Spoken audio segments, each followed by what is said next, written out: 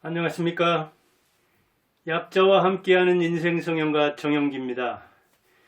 지금 인생 성형에서 인생 역전에 대해서 말하고 있습니다. 주로 하류가 어떻게 인생을 바꿀 것인가, 얼굴 성형을 하듯이 인생을 성형할 수 있을 것인가, 그런 이야기를 하는데, 우리가 개념을 말할 때 상중하 그렇게 이야기하는데, 크게 구분해버리면 상하가 되죠. 근데 우리나라에서 그러면 상류층이 뭐냐? 사회, 경제, 문화, 교육, 종교, 교양 여러 가지 측면에서 상하를 나눌 수가 있겠죠. 대개는 경제는 뻔하죠. 대개 5분위로 나누는데 20%씩 나누죠. 그런데 우리나라 사람들은 상위 20% 안에 들 때 그때 상이라고 생각합니다. 그 이하, 즉 30%부터 시작해서 아래 하위까지 자기가 중간에 속하는데도 하류라고 생각합니다. 그렇게 그러면 나눠보자고요. 그러면 가구당 우리나라 사람들이 얼마를 벌면 경제적으로는 상류냐? 상위 20%가 약 1천만 원 그런 정도로 됩니다. 이제 이런 거는 어디서 통계가 나오냐면 대개 대학에서 국가장학금을 주는데 20%까지는 안 주던가요? 상위 20%?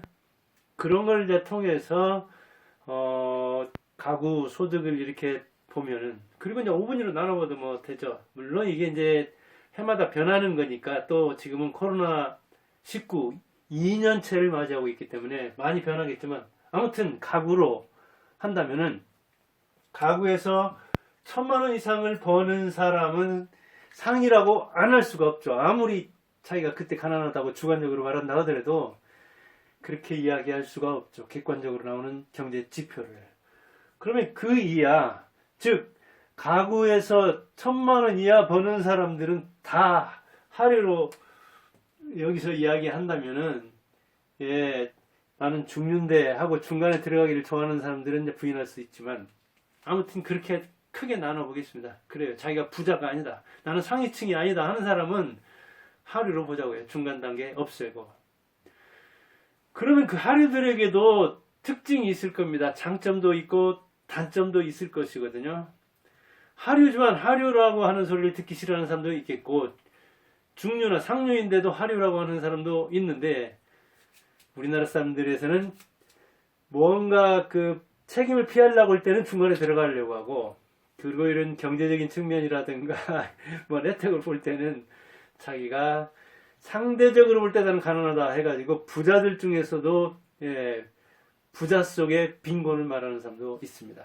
자, 하류는 거칠 게 없다. 그게 오늘의 주제입니다. 하류에게는 거칠 게 없다. 왜 거칠 게 없냐? 첫째, 빚이 없다. 빚을 진 게 없잖아요. 왜냐면 하류는 빚 얻기도 어렵습니다. 또는 어떤 그 부탁을 주고받는다 하더라도 그런 걸 통해서 자기가 혜택을 주고 그 다음에 무엇인가를 받는, 아니면 다음에 자기에게 빚진 사람이 갚기를 원하는, 아니면 그 사람 자체의 자유를 구속하는 그런 힘이 없잖아요. 하류는 되게. 그러니까 갑이 될 수 없잖아요. 갑이 아닌 을은 갑에게 빚진 사람이죠. 갑에게 월급을 타는 사람이죠. 갑의 지시와 명령을 받는 사람이죠. 그 사람은 빚진 게 없으니까 사실은 다른 사람에게 종속되어 있기는 하지만, 지시 명령을 받아서 움직이기는 하지만, 그게 오히려 자유를 주는 겁니다. 의존하지 않고 혜택을 받지 않고, 그리고 자기도 누구를 고용하지 않고 누구에게 덕을 주지 않는다 하더라도 그냥 마음의 부자로서, 심리적 부자로서 살 수가 있는 것이고, 사회적 부자, 그리고 우리 민주주의 말 그대로 내가 내 주인인 그런 상태로 살 수 있는 거잖아요. 왜냐하면 자기가 신용도 없고 담보도 없고 청탁을 주고받을 것도 없고, 그런다면은 자유로워서 거칠 게 없잖아요. 그러니까 빚 없는 이 하류 좋은 겁니다. 누구한테 빚 놓을 것도 없고 받을 빚도 없는 게. 그 다음에 이게 얽힌 게 없는 것도 좋은 겁니다. 대개 하류들은 얽힐 게 없습니다. 얽힌다는 건 뭐예요? 얽히설키. 연줄이 있어야 한다는 이야기죠. 줄이 없는 거예요, 줄. 그래서 뭐 학연이다, 혈연이다, 지연이다 되게 나약하잖아요, 그런 사람들. 지금 뭐 대장동 사태 다 해가지고 나오는데 거기서는 뭐 몇십억, 몇백억이 아니라 그냥 몇천억이 왔다 갔다 하니까 억이 억억 소리를 내고 있지만 그렇게 억이라는 게 하루에게는 적은 돈이 아니잖아요.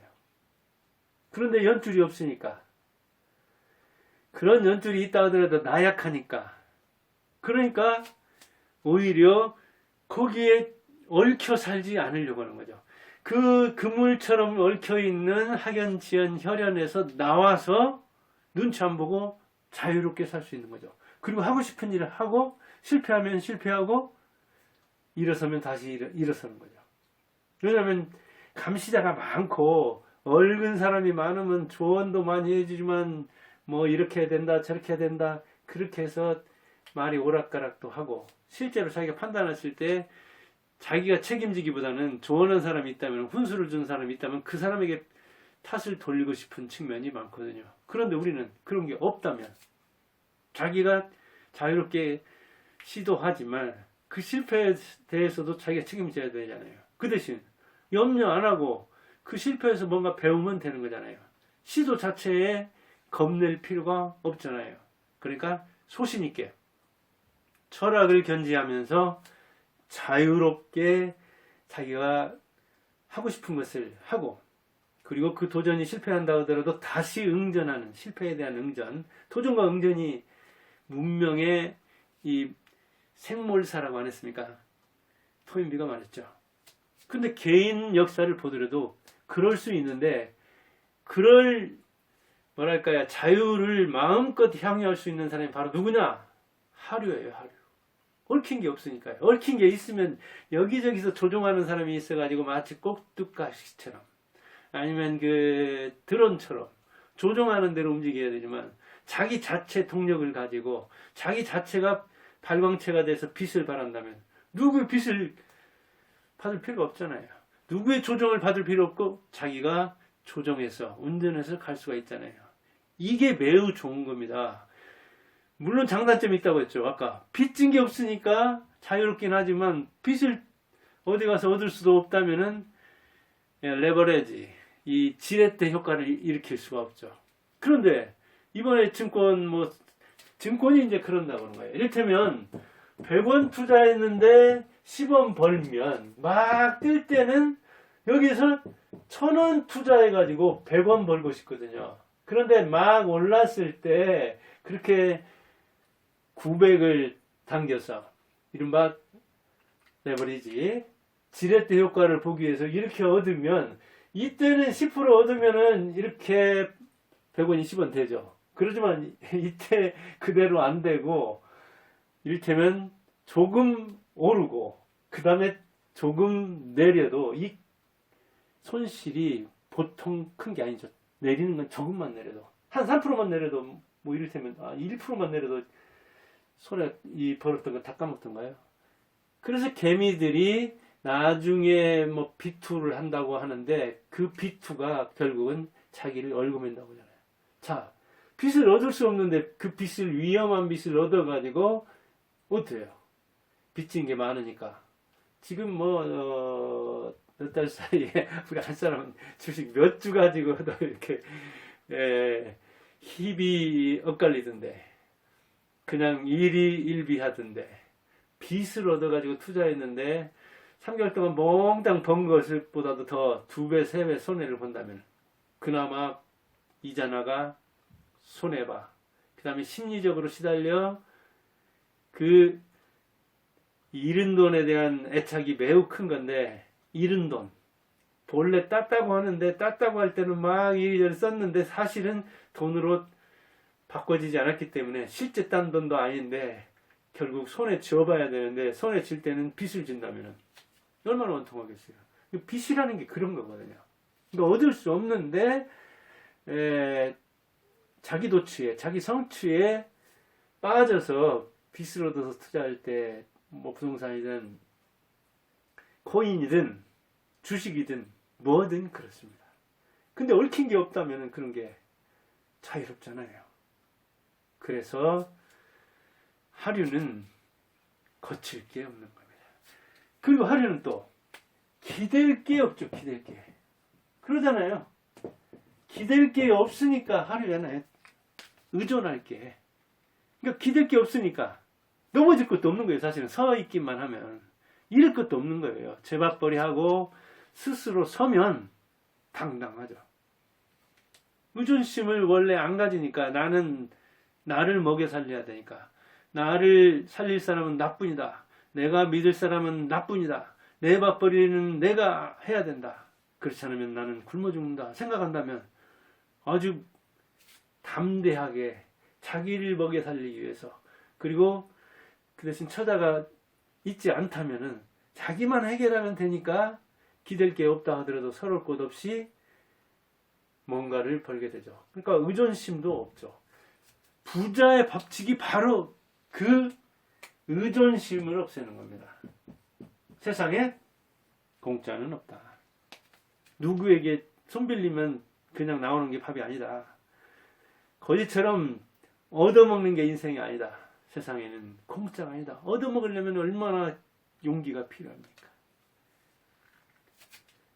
얻어먹는 것도 그래서 용기가 필요한데 그 용기도 한두 번 해보면 또 나온다고 하죠. 그런 경험이든 얻어먹는 것이든 남을 주는 것이든 다 습관이 될 수 있는데 기왕이면 얻어먹는 것보다도 남에게 혜택을 주는 것이, 남에게 이바지하는 것이 훨씬 좋다는 것을 기댈 게 없는 사람은 아는 거예요. 자기가 기대지 않고 일어서 본 사람은 그 다음에 또 도와주기까지 하면 거기서 얼마나 큰 기쁨이 있는가, 그게 얼마나 희열을 주는가를 알 수가 있는 거거든요.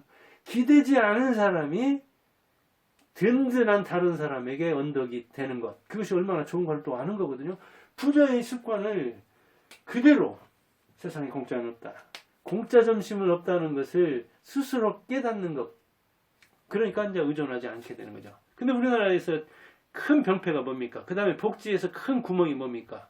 의존을 당연시 한다는 거예요. 나라한테 의존하면 누구한테 의존했는가 하는 어떤 그 거지근성이랄까요? 노예근성이랄까요? 의존근성이랄까요? 그런 의존심이 없이도 부담 없이 먹을 수 있으니까 나라에서 주는 돈은 더욱더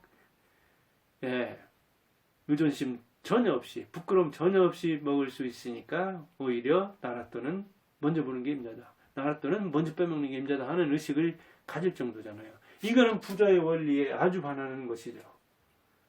결국 그런 사람이 많으면 가난한 마음을 많이 가지고 있으니까 나라가 부자가 될 수가 없죠. 나라 살림이 거덜나죠.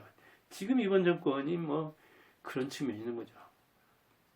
자꾸 공짜를 돈을 줘서 이제 코로나19 때문에 어쩔 수 없는 측면도 있지만 자꾸 공짜로 주어서 공짜로 받는 것을 당연하게 여기는, 그리고 이제 그 당연하게 여기는 권리가 국민이 가지고 있다면 이제 안 내놓으면 뭐라고 한다고요? 왜? 받는 게 당연해졌으니까. 마치 태어나서 자녀가 부모에게 무한 책임을 물으면서 왜 이렇게 나를 낳아놓고 나를 먹여 살지 않느냐 하면서 30대도 내가 또 넘어가 40대도 넘어가 그래도 계속 부모 죽을 때까지 의존해서 사는 사람은 자녀로서 의존하는 게, 부모한테 이렇게 뭐랄까 기대 사는 게 당연한 줄 아는 거예요. 그게 마찬가지죠. 자녀가 그렇듯이 국민들이 그런 의식을 가지고 있다면 아무리 뭐 복지국가가 아니라 선진국이 아니라 천하 없는 나라라도 그런 국민이 많은데 먹여 살릴 수가 없는 거죠. 그런 차원에서 하류는 이렇게 이제 빚이 없어서 자유롭고 얽힌 게 없다 보니까 자기가 뭐랄까 자기 인생을 주도적으로 이끌 수 있는 측면도 있고, 기댈 게 없다 보니까 스스로 서야 되는데 이걸 반대로 뒤집어 놓고 보면은 이게 이제 빚이 없다고 해가지고 자기가 남에게 구속당하면서, 그리고 항상 그 남에게 뭐랄까 지시 명령을 받는 입장을 그냥 자연스럽게, 그래서 그런 근성으로 살아간다면 얽힌 게 없다고 해서 실패할 그 염려를, 실패할 불안을 막 모험을 통해서 나가야 되는데 그러지 않고 나는 얽힌 것도 없지만 이렇게 연출이 없으니까 내가 뭘 하겠어. 난 안 돼. 해버리면 문제가 있는 거죠.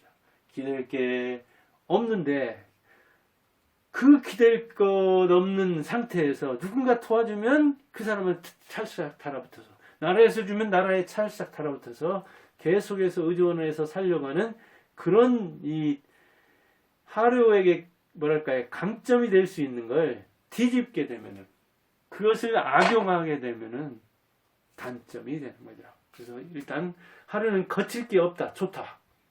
그러니까 한번 자기를 시험하는, 자기 인생을 멋지게 성형하는 도전적 인생을 향유하기 바랍니다. 감사합니다.